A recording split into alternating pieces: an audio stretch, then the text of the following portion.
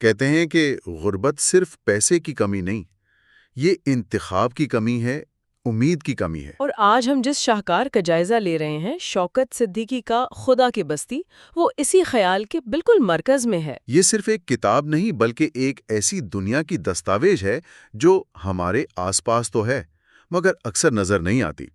ایک ایسی دنیا جہاں ہر گلی، ہر نکڑ ایک کہانی سناتا ہے۔ اور زیادہ تر کہانیاں خوشگوار نہیں۔ خوابوں کی دنیا میں خوش آمدید، ڈریم ٹیلز پر ہر افسانہ اور ناول دل و دماغ میں چھپی کہانیاں جگاتا ہے۔ تیار ہو جائیں ایک ایسے سفر کے لیے جہاں ہر لفظ حیران کر دے۔ لہٰذا ہمارے ساتھ جڑنے کے لیے اس چینل کو سبسکرائب کریں۔ اور اس ناول کا عنوان ہی دیکھیں، خدا کی بستی۔ جی یہی پہلی ستم ظریفی ہے۔ نام سن کر لگتا ہے کوئی پاکیزہ محفوظ جگہ ہوگی، بالکل۔ لیکن صدیقی صاحب جب ہم اس بستی کے اندر لے کر جاتے ہیں تو وہاں خدا کی رحمت نہیں بلکہ انسانی بے حسی اور بقا کی ایک صفاقانہ جنگ نظر آتی ہے۔ تو آج ہماری کوشش یہی ہوگی کہ ہم اس ناول کے پہلے حصے پر بات کریں۔ ہم اس کے ابتدائی ابواب میں غوطہ لگائیں گے تاکہ اس بنیاد کو سمجھ سکیں جس پر یہ پوری عمارت کھڑی ہے۔ جی، ہم chapter 1 The Street Lights and Vagabonds اور chapter 2 The Harsh Reality of Work کا تجزیہ کریں گے۔ تو آئیے اس دنیا کی پہلی پرت کھولتے ہیں۔ جب ناول شروع ہوتا ہے تو کوئی بڑا ڈرامائی اعلان نہیں ہوتا۔ نہیں، کچھ بھی نہیں۔ مصنف ہمیں سیدھا ایک گلی کے نکڑ پر لے جاتے ہیں۔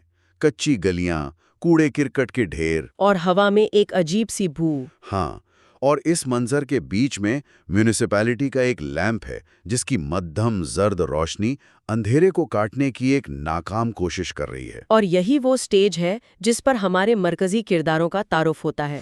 3 کردار، راجا، نوشا اور شامی۔ جی، راجا جیسا کہ نام سے ہی ظاہر ہے اس چھوٹے سے گروہ کا بے تاج بادشاہ ہے۔ اس میں ایک فطری حاکمیت ہے، ایک رعب ہے۔ بالکل، وہ رعب جو گلیوں میں پلنے والے بچوں میں آ جاتا ہے، جہاں طاقت ہی سب سے بڑا قانون ہے، اور نوشا اور شامی اس کے وفادار پیروکار ہیں۔ وہ اس کی ہر بات مانتے ہیں، ہر فیصلے پر سر جھکاتے ہیں۔ اور وہ کیا رہے ہیں؟ لیمپ کی روشنی میں زمین پر بیٹھ کر جوا کھیل رہے ہیں۔ چند دانوں کا کھیل، لیکن یہ صرف کھیل نہیں ہے نا؟ نہیں، بالکل نہیں۔ جس طرح راجا ہر چال چلتا ہے، جس طرح وہ جیتتا ہے، یہ ان کی روزمرہ کی زندگی کا ایک چھوٹا سا نمونہ لگتا ہے۔ آپ نے بہت اہم نقطہ اٹھایا ہے۔ یہ محض کھیل نہیں، یہ ان کی دنیا کا ایک مائکروکازم ہے۔ اچھا۔ اس گلی کے نکڑ پر ان کے اپنے اصول ہیں، اپنا ایک آئین ہے۔ راجا طاقت کی علامت ہے، لیکن یہ طاقت بھی کتنی کھوکھلی ہے۔ مطلب وہ صرف اس اندھیری گلی کا بادشاہ ہے، اس سے باہر کی دنیا میں وہ کچھ بھی نہیں۔ صحیح۔ تو یہ منظر ہمیں نہ صرف ان کے حال کے بارے میں بتاتا ہے بلکہ ان کے محدود مستقبل کا بھی اشارہ دیتا ہے۔ حالات نے انہیں وقت سے پہلے بڑا کر دیا ہے۔ اور یہ محدود دنیا کتنی آسانی سے ٹوٹ جاتی ہے، اس کا اندازہ ہمیں سنیما والے واقعے سے ہوتا ہے۔ جی، چیپٹر 1 کا وہ حصہ۔ راجا اور موشا رات گئے ایک فلم دیکھنے جاتے ہیں، بغداد کا چور۔ یہ ان کی اپنی حقیقت سے کتنا مختلف تجربہ ہے۔ بہت زیادہ۔ فلم کا انتخاب بھی دیکھیں، بغداد کا چور، ایک خیالی جادوئی رنگین دنیا کی کہانی جہاں قالین اڑتے ہیں، جن بوتل میں قید ہوتے ہیں۔ اور ایک عام چور ہیرو بن سکتا ہے۔ یہ ان کی اپنی بدبودار تاریک گلیوں کے بالکل برعکس ہے۔ تو سنیما ان کے لیے ایک پناہ گاہ بن جاتا ہے، ایک خواب جہاں وہ چند گھنٹوں کے لیے اپنی حقیقت کو بھول سکتے ہیں۔ اور نوشا تو اس خواب میں پوری طرح ڈوب جاتا ہے۔ جی، وہ فلم کے ہیرو کے ساتھ اڑتا ہے، اس کی کامیابی پر خوش ہوتا ہے، لیکن پھر فلم ختم ہوتی ہے، لائٹس جلتی ہیں اور حقیقت ایک زوردار تھپڑ کی طرح ان کے منہ پر لگتی ہے۔ رات کا سناٹا، خالی گلیاں، اور اچانک نوشا پر ایک خوف طاری ہو جاتا ہے۔ یہ صرف اندھیرے کا خوف نہیں، یہ کچھ اور ہے۔ یہ حقیقت کا خوف ہے۔ یہاں ایک گہرا نفسیاتی نکتہ ہے۔ دیکھیں، ان کا واحد فرار ایک ایسے چور کی کہانی ہے جو جادو سے امیر ہو جاتا ہے۔ اچھا۔ اس سے یہ پتہ چلتا ہے کہ ان کے تحت شعور میں بھی محنت یا ایمانداری سے ترقی کا کوئی راستہ موجود نہیں۔ ان کے خوابوں میں بھی بہتر زندگی کا راستہ اصول توڑنے سے ہی نکلتا ہے۔ یہ تو اس نظام پر ایک بہت بڑا تبصرہ ہے۔ بالکل۔ نوشا کا خوف اسی بات کی علامت ہے کہ خوشی کا ہر لمحہ، فرار کا ہر راستہ بالآخر اسی خوفناک حقیقت کی طرف لوٹتا ہے۔ وہ اپنی زندگی سے بھاگ نہیں سکتا۔ اور وہ حقیقت جس سے نوشا اتنا خوفزدہ ہے، اس کا ایک ٹھوس چہرہ بھی ہے جو ہمیں دوسرے باب میں نظر آتا ہے۔ عبداللہ مستری۔ جی، فرار کی یہ دنیا جب ختم ہوتی ہے تو ہم سیدھا نوشا کے کام کی جگہ عبداللہ مستری کی ورک شاپ میں پہنچتے ہیں۔ اور اگر گلی کی زندگی ایک قسم کی افراتفری والی آزادی کا دھوکہ دیتی ہے تو عبداللہ مصری کی ورک شاپ ایک منظم قید خانہ ہے۔ وہ صرف ایک سخت مالک نہیں ہے۔ نہیں، بالکل نہیں۔ شوکت صدیقی نے اس کے کردار میں اس پورے استحصالی نظام کی بے رحمی کو مجسم کر دیا ہے۔ وہ ایک ایسا شخص ہے جس کے لیے بچے صرف سستے مزدور ہیں، اوزاروں کی طرح۔ ہاں، جنہیں استعمال کر کے پھینکا جا سکتا ہے۔ اس کی ورک شاپ میں انسانیت یا ہمدردی کی کوئی گنجائش ہی نہیں۔ اس باب کا وہ منظر پڑھنا بہت مشکل ہے، جہاں عبداللہ مستری ایک چھوٹے سے لڑکے کو سزا دیتا ہے۔ جی، وہ بہت ہی ہولناک منظر ہے۔ اس بچے سے شاید کوئی معمولی غلطی ہوئی تھی، کوئی پرزہ خراب ہو گیا تھا، اور اس کی سزا سردی کی رات میں اسے برہانہ کر کے ٹھنڈے پانی کے نل کے نیچے کھڑا کر دیا جاتا ہے۔ وہ بچہ ٹھنڈ سے نیلا پڑ رہا ہے، کانپ رہا ہے، رحم کی بھیک مانگ رہا ہے، لیکن عبداللہ مستری پر کوئی اثر نہیں۔ اور یہ جان بوجھ کر کیا گیا ہے۔ یہ سزا صرف اس بچے کے لیے نہیں، یہ سب کے لیے ایک پیغام ہے۔ بالکل۔ پیغام یہ ہے کہ تمہاری کوئی قیمت نہیں، تمہاری تکلیف کی کوئی اہمیت نہیں۔ یہ واقعہ ہمیں دکھاتا ہے کہ اس بستی میں غربت صرف بھوک کا نام نہیں، بلکہ وقار اور عزت نفس سے محرومی کا نام بھی ہے۔ صحیح۔ گلی میں راجہ کم از کم بادشاہ ہونے کا کھیل تو کھیل سکتا تھا۔ یہاں نوشا اور دوسرے بچے صرف غلام ہیں، ان کے پاس انتخاب کی کوئی آزادی نہیں۔ تو یہ گلی اور ورک شاپ کا تضاد ہمیں یہ بتاتا ہے کہ ان بچوں کے لیے ہر راستہ ایک جال ہے۔ ایک طرف بے لگام آوارگی کا خطرہ، دوسری طرف منظم ظلم کی چکی۔ آپ نے انتخاب کی بات کی، جو بہت اہم ہے، کیونکہ جب ہم ورک شاپ کے اس قید خانے سے نکل کر نوشا کے گھر کی طرف آتے ہیں تو لگتا ہے شاید وہاں کوئی سکون ہو، کوئی پناہ گاہ ہو۔ جی، لیکن وہاں کی تصویر شاید اس سے بھی زیادہ مایوس کن ہے۔ کیونکہ گھر جو ایک محفوظ قلعہ ہونا چاہیے، وہ بھی جدوجہد کا ایک میدان جنگ ہے۔ نوشا کے گھر کا منظر غربت کی ایک دل خراش تصویر ہے۔ ایک چھوٹا سا تاریک کمرہ جس میں ہوا اور روشنی کا گزر بھی مشکل سے ہوتا ہے، اور اس کمرے میں اس کی بیوہ ماں اور جوان بہن سلطانہ سارا دن بیڑیاں بنانے کا کام کرتی ہیں۔ میں چاہتا ہوں کہ سننے والے اس منظر کو ذرا محسوس کریں۔ ان کی انگلیاں تمباکو اور تیندو کے پتوں سے سیاہ ہو چکی ہیں۔ مسلسل ایک ہی حالت میں بیٹھے رہنے سے ان کی کمریں جھک گئی ہیں۔ وہ صبح سے شام تک اس مشقت میں لگی رہتی ہیں، اور اس کے بدلے میں انہیں ملتا کیا ہے؟ صرف اتنا کہ وہ اگلے دن زندہ رہنے کے لیے مزید بیڑیاں بنا سکیں۔ یہ صرف محنت نہیں، یہ ایک لامتناہی چکر ہے جس کا کوئی اختتام نظر نہیں آتا۔ اور یہی غربت کا اصل چہرہ ہے۔ یہ کوئی عارضی حالت نہیں، یہ ایک گرداب ہے، ایک ایسا نظام جو نسلوں کو اپنی لپیٹ میں لے لیتا ہے۔ پورا خاندان، ماں، بیٹی اور نوشا، اپنی ورک شاپ کی کمائی سمیت مل کر بھی اس چکر کو توڑ نہیں پا رہا۔ اور سب سے بڑی ٹریجڈی یہ ہے کہ تعلیم اور بہتر مواقع کی عدم موجودگی کی وجہ سے اگلی نسل یعنی نوشا اور سلطانہ بھی اسی جال میں قید ہیں۔ ان کے پاس اس زندگی سے نکلنے کا کوئی راستہ ہی نہیں، سوائے بغداد کا چور جیسی فلموں کے، جو صرف ایک جھوٹا دلاسا ہے۔ تو اگر ہم ان ابتدائی ابوابوں کو سمیٹیں تو ہمارے سامنے ایک مکمل تصویر بنتی ہے۔ یہ صرف غربت کی کہانی نہیں ہے۔ نہیں، یہ ایک ایسے ماحولیاتی نظام کی کہانی ہے جہاں ہر چیز ایک دوسرے سے جڑی ہوئی ہے۔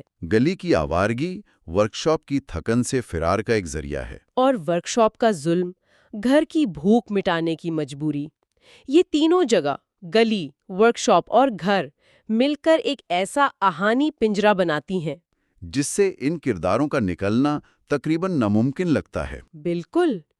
شوکت صدیقی نے کمال مہارت سے یہ دکھایا ہے کہ یہ انفرادی ناکامی کی کہانی نہیں ہے۔ راجہ، نوشا یا سلطانہ برے لوگ نہیں ہیں۔ وہ ایک ایسے نظام کی پیداوار ہیں جو انہیں اوپر اٹھنے کا کوئی موقع ہی نہیں دیتا۔ ان ابواب میں مصنف کسی ایک شخص کو مجرم نہیں ٹھہراتا، بلکہ وہ اس پورے سماجی اور معاشی ڈھانچے کو کٹہرے میں کھڑا کرتا ہے جو ایسی خدا کی بستیاں پیدا کرتا ہے۔ اور پھر انہیں ان کے حال پر چھوڑ دیتا ہے۔ جی، یہ ابواب ہمیں آنے والے طوفان کے لیے تیار کرتے ہیں۔ یہ ہمیں بتاتے ہیں کہ جب امید کے سارے دروازے بند ہو جائیں تو انسان کیا کرنے پر مجبور ہو جاتا ہے۔ یہ ایک بہت گہری اور پریشان کن بنیاد ہے جو ان ابتدائی صفحات میں رکھی گئی ہے، اور یہ ہمیں ایک آخری سوال کی طرف لاتی ہے جو ہم اپنے سننے والوں کے لیے چھوڑ کر جائیں گے۔ جی ضرور۔ ہم نے یہ ساری دنیا بچوں کی نظروں سے دیکھی ہے، راجا، نوشا، شامی، لیکن سوچنے کی بات یہ ہے کہ اس کہانی میں وہ بالغ افراد کہاں ہیں جن کا کام ان بچوں کی حفاظت کرنا تھا؟ اساتذہ، سماجی کارکن، رشتہ دار، ریاست کے ادارے۔ ان کی مکمل غیر موجودگی یا ناکامی اس بستی اور اس معاشرے کے بارے میں کیا سب سے خوفناک سچ بتاتی ہے؟ آئندہ حصے میں ہم ان ٹاپکس پر بات کریں گے۔ چیپٹر 3 دی رائزنگ کانفلکٹس اور chapter 4 the exploitation of innocence. ہمارے ساتھ رہیے گا، کیونکہ خدا کی بستی کا اصلی چہرہ اب سامنے آنے والا ہے۔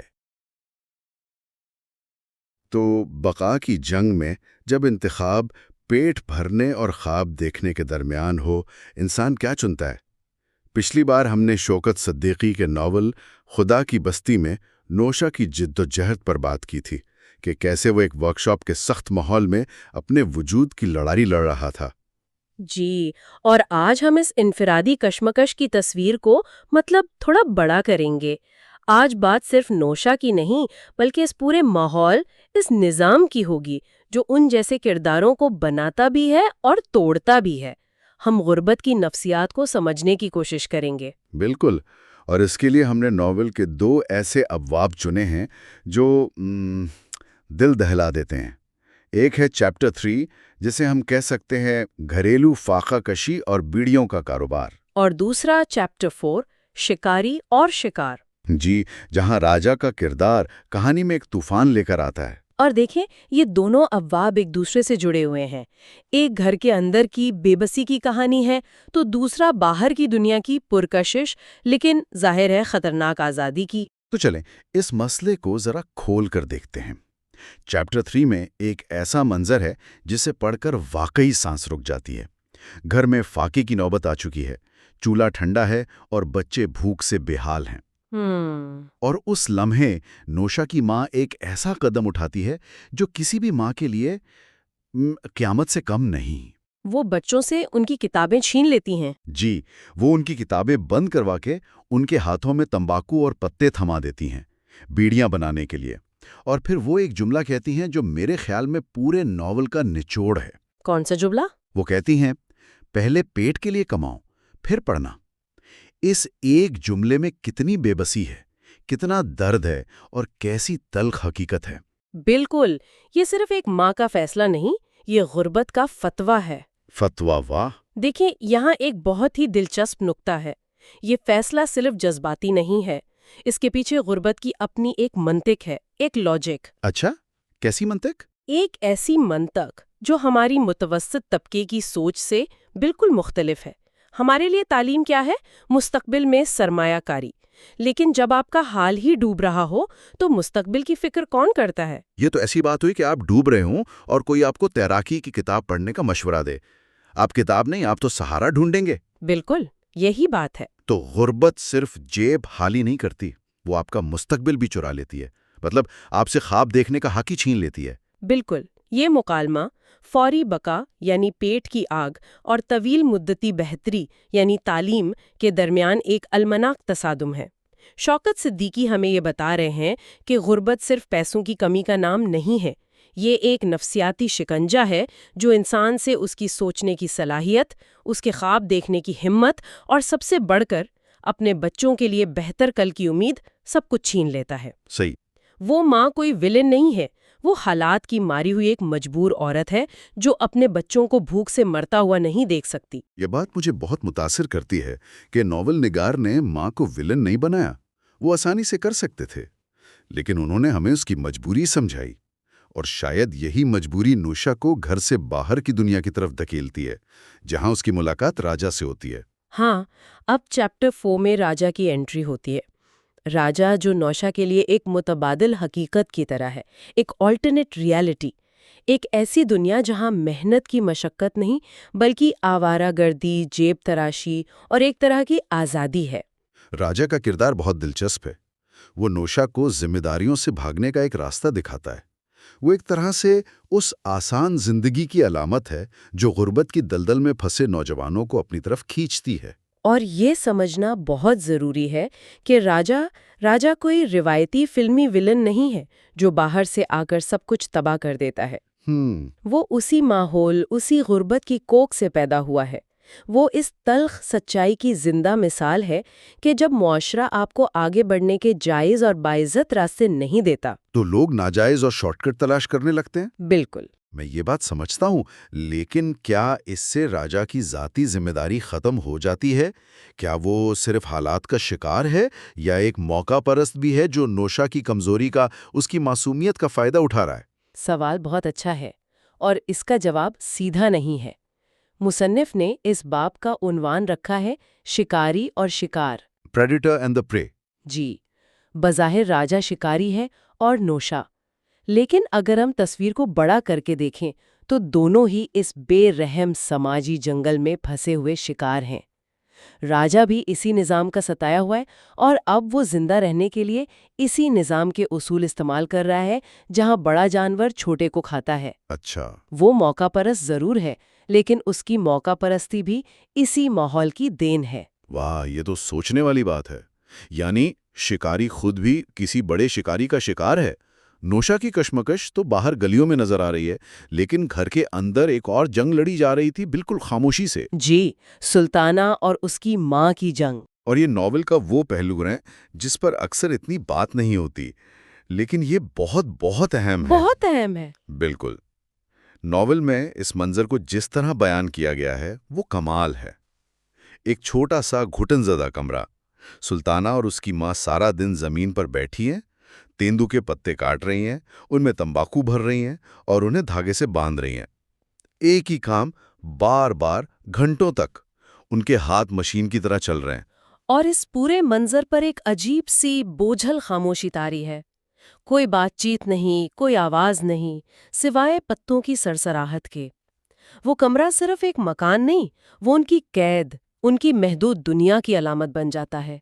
یہ کام صرف ان کے جسم کو نہیں، ان کی روح کو بھی تھکا رہا ہے۔ اور کیا یہ خاموشی صرف بے بسی کی علامت ہے، یا اس میں ایک طرح کی استقامت، ایک ریزیلینس بھی ہے کہ وہ ٹوٹ نہیں رہی ہیں، بس خاموشی سے اپنا بوجھ اٹھا رہے ہیں؟ آپ نے بالکل صحیح پکڑا۔ یہ خاموشی دوہری ہے۔ یہ ان کی بے بسی بھی ہے کیونکہ ان کے پاس کوئی دوسرا راستہ نہیں ہے، لیکن یہ ان کے برداشت اور ہمت کی بھی علامت ہے۔ وہ اس نظام کے خلاف چیخ نہیں رہے، لیکن وہ ہار بھی نہیں مان رہے۔ شوکت صدیقی یہاں غربت کے صنفی تجربے کو، یعنی جینڈرڈ ایکسپیرینس کو سامنے لاتے ہیں۔ مردوں کی غربت باہر کی دنیا سے لڑائی کی شکل میں نظر آتی ہے، جیسے نوشا کی محنت یا راجا کا جرم، لیکن عورتوں کی غربت اکثر چار دیواری کے اندر ایک خاموش، نظر نہ آنے والی اور کبھی نہ ختم ہونے والی جدوجہد ہوتی ہے۔ تو یہ تمام کردار، نوشا، اس کی ماں، راجا، سلطانہ، یہ سب صرف افراد نہیں ہیں بلکہ ایک بڑے سماجی مسئلے کی علامتیں ہیں۔ اور یہ بات صرف ہم نہیں کہہ رہے، ناول کے دیباچے میں بر صغیر کے دو بڑے ادیب خوشونت سنگھ اور عصمت چغتائی نے بھی اس طرف اشارہ کیا ہے۔ جی، اور ان کی آرائیں اس ناول کو ایک تاریخی دستاویز کا درجہ دیتی ہیں۔ خوشونت سنگھ اور عصمت چغتائی دونوں اس بات پر متفق ہیں کہ خدا کی بستی صرف چند کرداروں کی کہانی نہیں، بلکہ یہ اپنے وقت کے معاشرے کا ایک بے باک آئینہ ہے۔ بالکل۔ ان کے مطابق یہ ناول اس وقت کی ریاست کی ناکامی، بڑھتی ہوئی بدعنوانی اور اس سماجی ڈھانچے کی شکست و ریخت کو بے نقاب کرتا ہے، جو اپنے شہریوں کو بنیادی حقوق تک دینے سے قاصر ہے۔ اور ناول کی خوبصورتی یہی ہے کہ یہ تنقید کسی سیاسی تقریر کی طرح نہیں کرتا۔ یہ ساری باتیں کرداروں کی زندگیوں، ان کے روزمرہ کے فیصلوں اور ان کی ٹوٹی پھوٹی امیدوں کے ذریعے ہم تک پہنچتی ہیں۔ یعنی نوشا کا جرم کی طرف مائل ہونا صرف ایک لڑکے کا بہکنا نہیں، یہ اس پورے سسٹم پر ایک سوال اٹھاتا ہے جو نوجوانوں کو کوئی مثبت راستہ ہی نہیں دکھاتا۔ بالکل۔ اسی طرح ماں کا اپنے بچوں کو تعلیم کے بجائے کام پر لگانا صرف ایک ماں کا دل خراش فیصلہ نہیں، یہ اس ریاست کی ناکامی کا ثبوت ہے جو تعلیم اور روزگار کے مواقع فراہم نہیں کر سکی۔ اور سلطانہ کی خاموش مشقت صرف اس کی ذاتی بدنصیبی نہیں بلکہ یہ اس پورے معاشی نظام پر ایک سوالیہ نشان ہے جو محنت کا استحصال کرتا ہے اور عورت کو آگے بڑھنے نہیں دیتا۔ ہر کردار کا ذاتی المیہ دراصل ایک اجتماعی اور معاشرتی المیہ ہے۔ تو اس سب کا کیا مطلب ہے؟ اس سب کا مطلب یہ ہے کہ خدا کی بستی محض ایک کہانی نہیں بلکہ ایک سماجی دستاویز ہے۔ شوکت صدیقی کا مقصد صرف اپنے قارئین کو رلانا نہیں تھا، بلکہ وہ پاکستانی شہری کچی آبادیوں کی تلخ حقیقت کو سامنے لا کر معاشرے کو آئینہ دکھانا چاہتے تھے۔ وہ یہ بتا رہے تھے کہ ترقی اور خوشحالی کے بلند اور بانگ دعووں کے پیچھے ایک ایسی دنیا بھی بستی ہے جہاں انسان آج بھی بقا کی بنیادی جنگ لڑ رہا ہے، جہاں خواب پیٹ کی بھوک سے ہار جاتے ہیں۔ آج کی گفتگو کو اگر سمیٹیں تو ہم نے دیکھا کہ غربت ایک ایسا دلدل ہے جس سے نکلنا تقریباً ناممکن ہو جاتا ہے۔ یہ انسانوں سے ایسے فیصلے کرواتی ہے جو شاید عام حالات میں کوئی سوچ بھی نہ سکے، اور ایک ہی ماحول میں رہتے ہوئے مختلف کردار اپنی بقا کے لیے کتنے مختلف راستے چنتے ہیں۔ اور یہ ناول ہمیں مجبور کرتا ہے کہ ہم انفرادی ناکامیوں سے آگے بڑھ کر اس نظام کی خامیوں کو دیکھیں جو ان ناکامیوں کو جنم دیتا ہے۔ اور اسی سوچ کے ساتھ ہم اپنے سامعین کے لیے ایک سوال چھوڑ رہے ہیں۔ ذرا سوچئے، اگر ان کرداروں کے حالات مختلف ہوتے، اگر انہیں تعلیم، صحت اور روزگار کے بہتر مواقع ملتے، تو کیا ان کے اخلاقی فیصلے بھی مختلف ہوتے؟ غربت کس حد تک انسان کی اخلاقیات کو تشکیل دیتی ہے؟ یہ ایک ایسا سوال ہے جس کا جواب ہر معاشرے کو اپنے اندر تلاش کرنا چاہیے۔ اس گہری سوچ کے ساتھ ہم آج کی گفتگو کا اختتام کرتے ہیں۔ اگلی بار ہم اس ناول کے مزید گہرے رازوں اور نئے کرداروں پر بات کریں گے اور دیکھیں گے کہ یہ کہانی کس انجام کی طرف بڑھتی ہے۔ ہمارے ساتھ رہنے کا شکریہ۔